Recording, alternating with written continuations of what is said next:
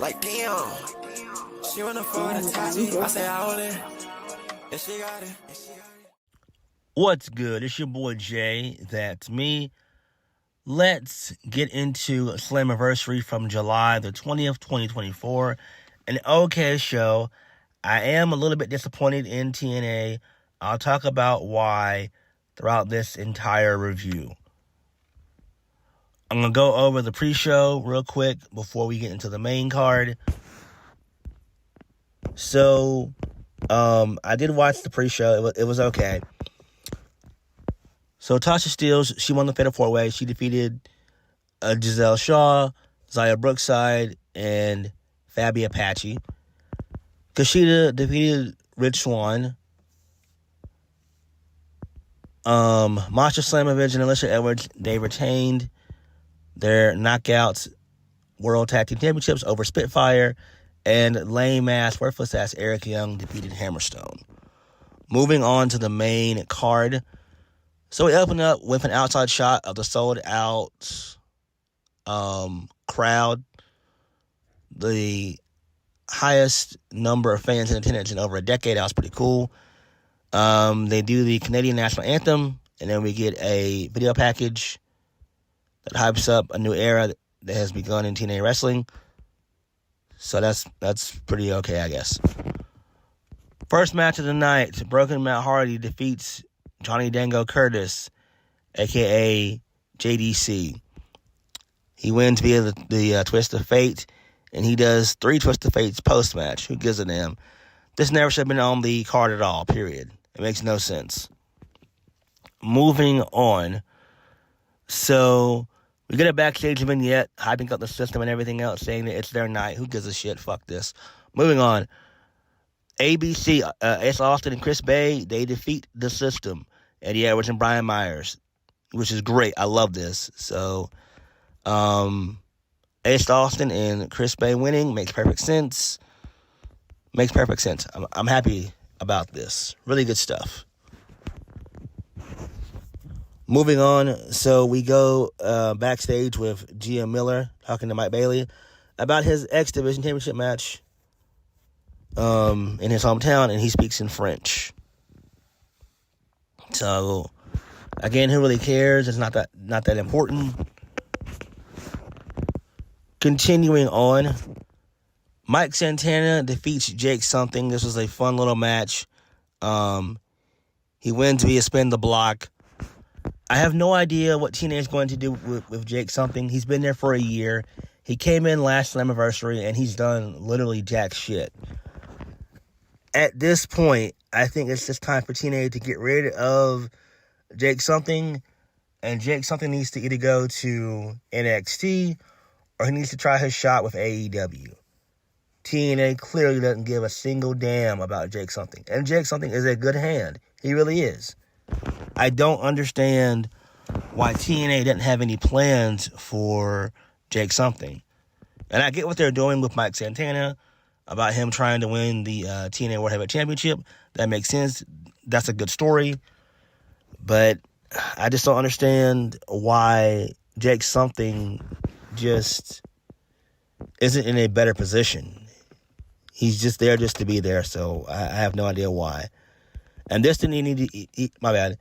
This didn't even need to be on the card at all, if I'm being honest. Like, that and Matt Hardy and Johnny Dango Curtis, that needed to be on the card at all, period. So I have no idea why you put matches that clearly could have taken place on Impact, on TNA Impact, on Slammiversary.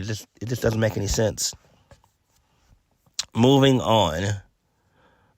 So Eric Young's lame ass, he appears again in a vignette.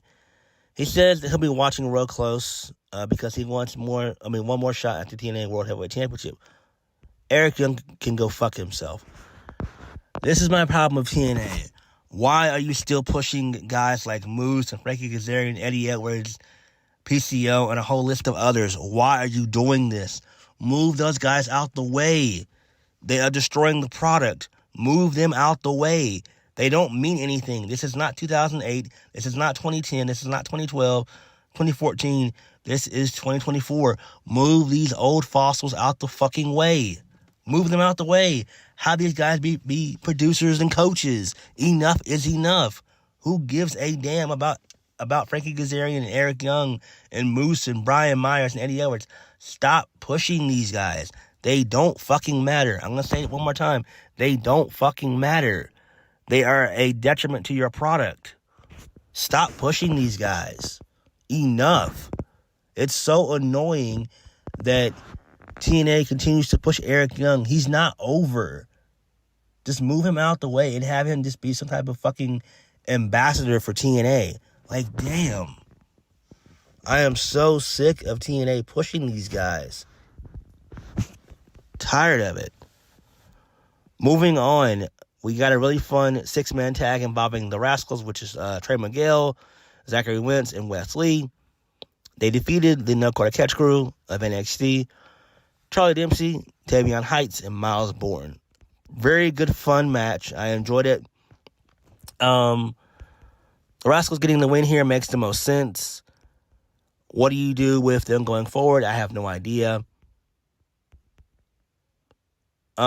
Moving on. So this leads us into AJ Francis versus PCO for the Digital Media Championship and the International Heavyweight title. So AJ Francis gets on the mic. The fans boo. He says he hates to bring bad news, but he says PCO won't be here tonight. And then they roll footage of AJ Francis and Rich Swann taking out PCO. AJ Francis says that he needs a referee to come out and declare him the winner and still champion. So then PCO comes out. He makes his entrance via in a casket or whatever. Who cares? PCO ends up winning the street fight. Who gives a shit? This is the only thing that he can do. He wins via the PCO assault. Who gives a shit? Fuck all of this. This is lame. This is boring. So Sami Callihan came out and got involved in the match as well. Same thing with Rhino. It's just garbage. It's all this shit is just garbage. I just don't care. Post-match, Steph the Lander comes out. She grabs the mic and she gets on her knees and grabs her ring and asks PCO if he will marry her. And PCO says yes in French. He says oui. This is so fucking lame. Fuck all of this shit. Moving on, this leads us into Jordynne Grace defeating Ash by Elegance. So in the very beginning of the match, Rosemary, for whatever reason, comes out with a fucking knife to chase off George Iceman, who's the personal concierge to Ash by Elegance, which is weird as fuck. I was like, what the hell? Like, that shocked me. I was like, this is a little bit too fucking indie. You realize that you don't want to do stuff like this, but it's TNA, so I don't know. So Jordynne Grace wins via the Juggernaut Driver, and I was thinking that maybe Mandy Rose was going to come out, but she didn't, and that's weird. Or we were going to get maybe Xia Li or someone else who's been released from WWE as of late. We didn't get that, and that irked me because Mandy Rose just made an appearance on the Indies just this past week. I believe it was Monday or Tuesday. She wrestled Ash by Elegance. And that's weird that we're not getting Mandy Sachs in TNA. That's weird to me because I'm a fan of Mandy Sachs. Always have been, always will be. And I think if she would have went to TNA, she would have got a really good reaction, and we should have gotten some surprises. I have no idea why we didn't get any surprises from TNA. To me, that was just weird. Like, what do you do with Jordynne Grace going forward? Jordynne Grace is only with the company for another 5 months, and then after that, come January, she's done. So we don't know whether it's going to be early January, mid-January or late January. Either way it goes, she's done come January. I'm guessing maybe Mandy will show up maybe at Bound for Glory. I don't know. But we've got to get some contenders for Jordynne Grace to face. We really have to.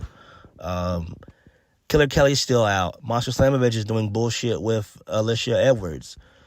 So there goes 2 challengers right there. It's not going to be Tasha Steelz. It's not going to be Xia Brookside or any of those mid-card women or knockouts. I don't know. I don't know what you do with Jordynne Grace going forward. I have no idea. I don't know. I don't. Maybe Mandy shows up at the tapings of Slammiversary. I have no idea. I don't.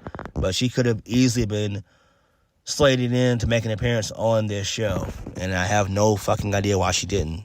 It's weird. Moving on. Mike Bailey defeats Mustafa Ali to become the new X Division champion. This match really pissed me off because of the fact of the matter is it was too many bells and whistles. One point in the match, there was a cool Spanish fly spot that I believe Mike Bailey did to Mustafa Ali, taking out all of his campaign guys. That was pretty cool. I like that. So Trent Seven, he came out and he beat up all these security guards with steel chairs and everything else. He was actually one of the guys in riot gear. So basically the finish comes with when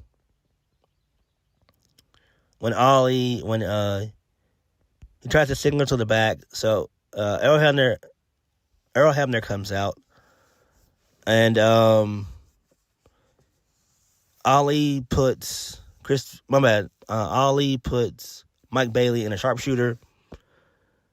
So Earl Hebner wants to call for the bell, but he hesitates. He's not going to do it. And then Mike Bailey is up. He tosses a chair at Mustafa Ali. Mike Bailey puts Mustafa Ali into the sharpshooter, and Ali taps out. Okay, I personally don't give a shit about this. I get why he won. They're in Canada. It makes perfect sense, so why not do it? So, yeah. This does make sense. This is babyface and heel booking one-on-one. So, this makes sense. And I believe Mustafa Ali held the championship for about a good 100 and something days. I think it was like 140 to 145 days that they said on commentary. So, that's not bad. Moving on. So we go backstage with George Iceman. He's telling Santino Marella that it was unfair with Jordynne Grace. So Hammerstone comes in. He wants a rematch against Eric Young. And then Santino makes a mixed tag for Thursday's TNA Impact. That's fine. Who cares? Then the main event, the 6-way. It's basically no DQ or countouts or anything. Basically anything goes. The only way you win is via pinfall or submission in the ring. So Nick Nemeth defeats Moose, Steve Macklin, Josh Alexander, Joe Hendry, and Frankie Kazarian to become the new TNA World Heavyweight Champion. Yes, you heard me right. Nick Nemeth wins. Josh Alexander turned heel in the match. So the final three, well, actually the final four, rather, were Josh Alexander, Joe Hendry, Nick Nemeth, and Frankie Kazarian. So, Moose got eliminated by Joe Hendry. And the crowd erupted when that happened. That was great. Then, out of nowhere, Josh Alexander, he low blows Joe Hendry and hits the C4 spike to eliminate Joe Hendry. The crowd chants bullshit, which I agree. That fucking pissed me off. I was heated when I found out Joe Hendry got eliminated. That pissed me off because I was one of the ones that said it has to be Joe Hendry or bust. So I knew that basically Nick Nemeth was going to win anyway once Joe Hendry got eliminated. So then Nick Nemeth basically he wins the last two matches. He eliminates Josh Alexander and Frankie Kazarian. He eliminates Josh Alexander with a super kick, and then he eliminates Kaz with the danger zone for the 1-2-3. The crowd gave Nick a really good reaction. He got a solid reaction from the crowd. It makes sense, but man, this really should have been given to Joe Hendry. And I get why you turned Josh Alexander heel. He flipped out, but it doesn't matter, though. Josh Alexander is not important anymore, all right? This is not 2022, and it's not 2023. It does not matter. No one cares about Josh Alexander. No one cares about him. So, Nick Nemeth winning, to me, it makes sense, but at the end of the day, it should have been Joe Hendry's night. And this is what I'm talking about, where TNA continues to make bad booking decisions, and this was a bad booking decision. I mean, did they not care about Joe Hendry? We know that he's going to walk into a WWE as soon as his contract is up. I think he's been with TNA for 2 years. He might have been there for 3 years. I have to go back and look. But he's been with TNA for at least 2 years or 2+ years. But this should have been Joe Hendry's night, but it wasn't. Nick Nemeth winning makes sense. I'm fine with it. Post-match, he celebrates with his brother Ryan Nemeth, and then Jordan Grace and ABC, they come out and they celebrate with Nick Nemeth. And PCO and Step Leonard, they come out and celebrate as well. And then Nick Nemeth holds the belt high from the second rope. And that was it. So, again, this was fine. I am upset with TNA because we didn't get any surprises. I get it that we got title changes, but we really needed to have surprises. We really needed to have debuts. But Joe Hendry not winning was a total travesty. I mean, Nick Nemeth basically saved it, but Joe Hendry should have won that hands down. So, I don't know. I know some people have said Joe Hendry might win, come bound for glory, but that's not going to happen. You can forget it. So I'm guessing Joe Hendry going forward is going to feud with Josh Alexander. Who gives a shit? We might see Josh Alexander show up at NXT Great American Bash in a couple weeks, and maybe cost Trick Williams his rematch. But we'll see how things play out. But Slammiversary was okay, but it could have been better. But what did you guys think? Like, comment, subscribe. Peace.